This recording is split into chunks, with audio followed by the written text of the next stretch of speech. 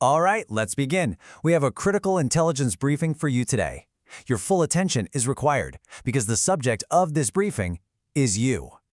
You think of yourself as a good person, a law-abiding citizen. You pay your taxes, you follow the big rules, you stay out of trouble.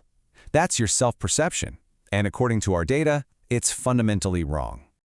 The reality is, every single day, you're a criminal. You trigger a whole series of legal tripwires, most of the time without even knowing it. We call these invisible laws, and they could seriously jeopardize your future. In this world, ignorance isn't a defense, it's a massive tactical liability. So what are they? Well, think of them as the tripwires of modern life. These are the laws and regulations so tangled up in our daily activities that you've become a habitual offender, and you don't even realize it. That's your current status. For this briefing, we flagged 12 specific infractions you likely commit on a regular basis. And you need to understand, this is just a small sample from a much larger dataset tracking your daily activities. So let's get into it. We're going to detail the specific actions that make up your criminal profile. And we're going to start where you spend most of your time, your digital footprint. The first category of your offenses happens in a space you probably think of as private, a place with no real consequences. And that right there, that's a critical mistake. These three violations, unauthorized access, credential sharing, and privacy breach, they form the core of your profile as a digital trespasser. Each one is a distinct legal transgression. You know that moment you connect to a friend's Wi-Fi, maybe without asking first? Seems harmless, right? A simple convenience. Well, legally, it can be defined as unauthorized access. In some places, that falls under the very same statutes as hacking. And what about sharing your streaming service passwords? That's not just breaking some company's rules. Legally, it's considered unauthorized entry into a private, secured system. You're not just sharing, you're facilitating a breach. So just think about it for a second. Every password you've ever shared, with friends, with family, each one of those instances is a potential point of liability. You have willingly created these vulnerabilities. And this one's personal. Reading the private messages of your partner or your kid or a family member on their device, that's not just being curious. It is a criminal invasion of privacy. And yes, it is absolutely prosecutable. Okay, now let's escalate. We're moving on to your violations around intellectual property. This is where your casual, everyday actions can have some pretty significant financial and legal consequences. Your daily diet of digital media has likely turned you into a serial violator of copyright law. Let's look at the main ways this happens: media piracy, intellectual theft, and software piracy.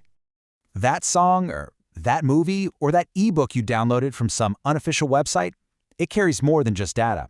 It carries a legal payload. The fine for just a single illegally downloaded file can run into the thousands of dollars.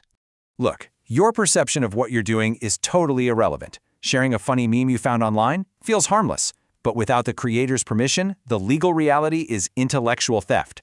Same thing goes for using an image you pulled from a quick online search. Now, using cracked or unauthorized software, this creates what we call a dual liability. First, you're breaking the law. That's clear. But second, you're installing compromised code onto your own system. You're opening the door for security risks. In this scenario, you're actually both the criminal and the victim. But this profile of yours isn't just confined to the digital world. Let's bring this into the physical world. Actions that are tangible, observable, and carry their own immediate consequences. Okay, this final phase covers two key areas. First, misleading sales phase. This is about your commercial conduct. And second, daily negligence, the patterns in your everyday routine. Both of these open you up to significant legal exposure. Here's one you might not know. If you list an item for sale online, say on an auction site or a marketplace, before that item is actually in your physical possession, you've committed fraud. It is legally defined as misleading a buyer. And this shows how all these small habits just compound into a huge risk profile. Jaywalking, it's a minor infraction, sure. Using your phone for directions while driving, that's a violation. Having window tints that are too dark, another mark against you. Individually, they all seem so small, right? But collectively, they establish a very clear pattern of non-compliance. So this concludes our initial briefing. And the assessment of your daily behavior, well, it's pretty clear. And here's the thing, your intention doesn't really matter. Most of you aren't trying to be criminals. But the operative word here is practice. Through your daily, repeated, and frankly ignorant actions, you've established a consistent pattern of criminal behavior. The clear takeaway here is that the world we live in is a legal minefield. Awareness is really your only viable strategy for getting through it. You have to stay aware to stay safe, because the alternative is to be identified, cataloged, and ultimately processed. So, the data has been presented. The assessment is complete. The only question left, the one you have to answer for yourself, is this: are you a criminal by practice? Briefing concluded.